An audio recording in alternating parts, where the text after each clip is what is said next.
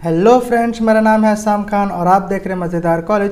Previous lecture में हमने बात किया था reason justifying downward sloping of demand के बारे में। आज के इस लेक्चर में हम बात करने वाले हैं टाइप्स ऑफ डिमांड के बारे में कि डिमांड कितने टाइप्स के हैं। तो टोटल 5 टाइप्स के डिमांड है चिल्ड्रन। कितने टाइप के हैं? 5 टाइप के। ओके, तो चलिए सबसे पहला टाइप्स हम देख लेते हैं डिमांड का।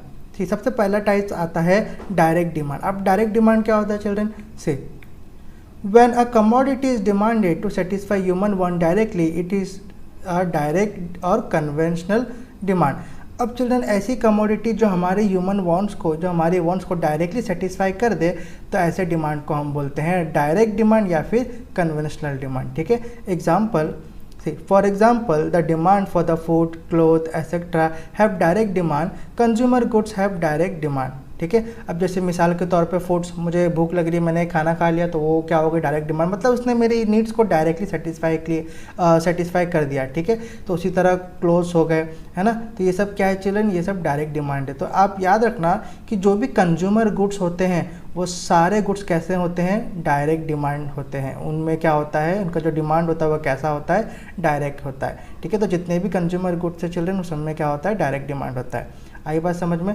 तो फूड्स, क्लोथ, ये क्या, ये सब भी एक कंज्यूमर गुड्स ही है।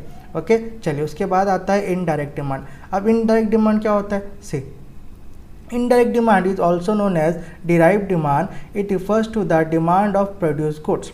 अब ध्यान से सुनना, इनडायरेक्ट डिमांड को हम डिराइव्ड डिमांड भी बोलते हैं। अब इनडायरेक्ट डिमांड क्या होता है कि जिस वजह से गुड्स तैयार हो रहा है, ठीक है, उनकी डिमांड को हम बोलते हैं इनडायरेक्ट डिमांड। अब गुड्स अपने आप तो बनेगा नहीं, ठीक है, उसको बनाने के लिए क्या लगेगा? फैक्टर्स ऑफ प्रोडक्शन की ज़रूरत पड़ेगी, है ना। See, for example demand for factors of production, land, labour, capital etcetera is indirect demand.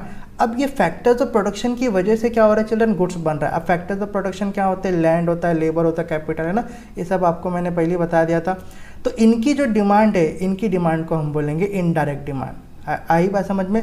मतलब इनकी वजह से क्या हो रहा है? गुड्स प्रोड्यूस किया जा रहा है, तो गुड्स जो प्रोड्यूस हुआ वो क्या हो गया? डायरेक्ट डिमांड में चले गया। लेकिन फैक्टर्स ऑफ प्रोडक्शन की वजह से गुड्स प्रोड्यूस हुआ ना, लैंड, लेबर, कैपिटल, तो ये factors of production, land, labour, capital क्या हो गया? इनडायरेक्ट डिमांड हो गया। आई बात समझ में? तो याद रखना हमेशा इनडायरेक्ट डिमांड का ये एक ही एग्जाम्पल होगा, वो क्या होगा? Factors of production.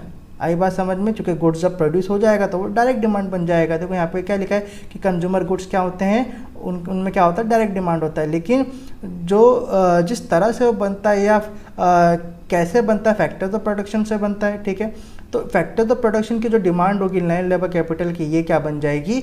Indirect demand. आई बात समझ में?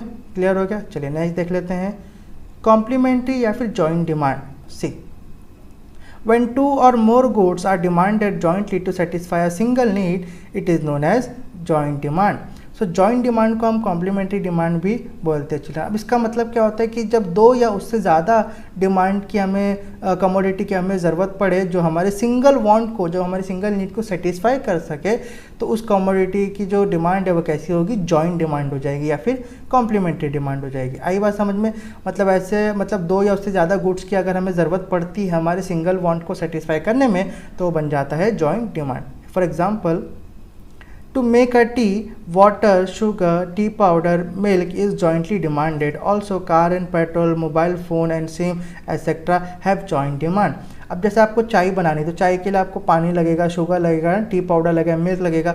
तो देखो बनानी मुझे चाहिए, लेकिन इसके लिए मुझे बहुत सारी चीज़ों की ज़रूरत पड़ रही है ना। तो दो या उससे ज़्यादा चीज़ों की ज़रूरत पड़ रही है, ठीक है, तो वो क्या बन जाएगा? Joint demand. उसी तरह कार और पेट्रोल, है ना, ये भी क्या है? Joint demand. बिकॉज आप कार खरीदोगे लेकिन उसमें पेट्रोल नहीं डालोगे तो क्या वो चल पाएगी? नहीं चल पाएगी। तो ये भी क्या हो गया? जॉइंट डिमांड या फिर कॉम्प्लीमेंट्री डिमांड। उसी तरह मोबाइल फ़ोन एंड सिम, है ना, ये भी क्या हो जाते हैं? Joint demand. आई बात समझ में? चलिए नेक्स्ट देख लेते हैं,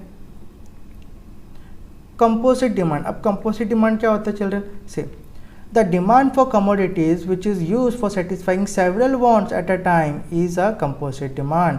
यानी कि ऐसी कमोडिटी जो हमारी वांट्स को सेटिस्फाई कर सके, मतलब बहुत सारी वांट्स को एक ही साथ में सेटिस्फाई कर सके, तो वो क्या हो जाएगा?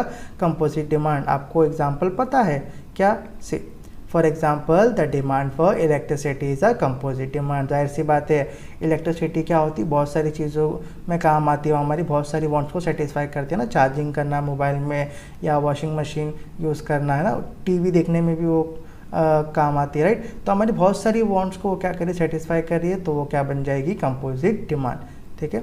और लास्ट हम देखते हैं कॉम्पिटिटिव डिमांड। कॉम्पिटिटिव क्या होता है, जिसके गुड्स के बीच में क्या हो, कॉम्पिटिशन। फॉर एग्जाम्पल देख लेते हैं, competitive demand is when demand for a commodity competes with its substitute, है ना। कॉम्पिटिटिव डिमांड उसे कहेंगे चिल्ड्रन जहाँ पे जो सब्स्टिट्यूट गुड्स है उनके बीच में क्या हो, कॉम्पिटिशन। जैसे कि टी और कॉफ़ी सब्स्टिट्यूट गुड्स है, उनके बीच में क्या होता है, कंपटीशन भी होता है, ठीक है। देखो for example tea and coffee, Pepsi and Coca Cola, Surf Excel and Tide etcetera have competitive demand, है ना। तो टी कॉफ़ी हो गया, पेप्सी कोका कोला हो गया, सर्फ एक्सेल टाइड हो गया, माजा फ्रूटी हो गया, ये सब क्या चीज़, ये सब है कॉम्पिटिटिव डिमांड। इनका जो डिमांड होगा वो कैसा होगा, कॉम्पिटिटिव डिमांड होगा। क्यों, बिकॉज ये क्या है, सब्स्टिट्यूट गुड्स है। आई बात समझ में चल रही है, ठीक है। तो चलिए रिवीजन देख लेते हैं। रिवीजन किसके बारे में पढ़ा हमने पढ़ा टाइप्स ऑफ डिमांड के बारे में। सबसे पहला पॉइंट क्या पढ़ा, डायरेक्ट डिमांड। डायरेक्ट डिमांड क्या होता है, ऐसी कमोडिटी जो हमारे ह्यूमन वांट्स को डायरेक्टली सेटिस्फाई करे, तो वो क्या होगा, डायरेक्ट डिमांड। उसके बाद इनडायरेक्ट डिमांड, ये क्या होता है कि जो फैक्टर्स ऑफ प्रोडक्शन है जिनकी वजह से क्या होता है, गुड्स तैयार होता है, तो जो गुड्स प्रोड्यूस हो रहा है फैक्टर्स ऑफ प्रोडक्शन की वजह से, तो फैक्टर ऑफ प्रोडक्शन का डिमांड कैसा हो जाएगा, इनडायरेक्ट डिमांड। उसका हम डिमांड को क्या बोलेंगे, इनडायरेक्ट डिमांड। उसके बाद हमने देखा कॉम्प्लीमेंट्री या जॉइंट डिमांड, है ना। जब दो या उससे ज़्यादा चीज़ें मिल के हमारे सिंगल वांट्स को सेटिस्फाई कर देती है तो वो बन जाता है जॉइंट डिमांड या फिर complementary demand. For example pen और रिफिल, है ना, ये भी किस में आएगा, जॉइंट या फिर कॉम्प्लीमेंट्री डिमांड में आएगा। उसी तरह mobile phone, SIM, car, petrol, है ना। टी बनाने के लिए आपको water, sugar, T powder, milk लगता है। आई बात समझ में, तो ये सब क्या क्रिएट करते हैं, जॉइंट डिमांड या फिर कॉम्प्लीमेंट्री डिमांड। उसके बाद कंपोजिट डिमांड। कंपोजिट डिमांड क्या होता है कि मतलब सिंगल कमोडिटी हमारी बहुत सारी वांट्स को सेटिस्फाई करती है। फॉर एग्जांपल इलेक्ट्रिसिटी, तो वो क्या बन जाती है, कंपोजिट डिमांड, ठीक है। उनका डिमांड क्या होगा, कंपोजिट डिमांड होगा। उसके बाद आता है कॉम्पिटिटिव डिमांड। अब कॉम्पिटिटिव डिमांड क्या होता है, जिनके सब्स्टिट्यूट्स के बीच में क्या हो, कंपटीशन हो, जैसे कि पेप्सी, कोका कोला, है ना, कोलगेट, पेप्सोडेंट, ये भी क्या है, कॉम्पिटिटिव डिमांड क्रिएट करते हैं। आई बात समझ में। सो आई होप चिल्ड्रन आपको आज का लेक्चर समझ में आया हो। अगर आपको आज का लेक्चर समझ में आया है तो आप इस वीडियो को अपने फ्रेंड के साथ लाइक, शेयर, सब्सक्राइब करिए। मैं मिलूंगा आपसे नेक्स्ट लेक्चर में, तब तक अपना ख्याल रखिए। Good bye.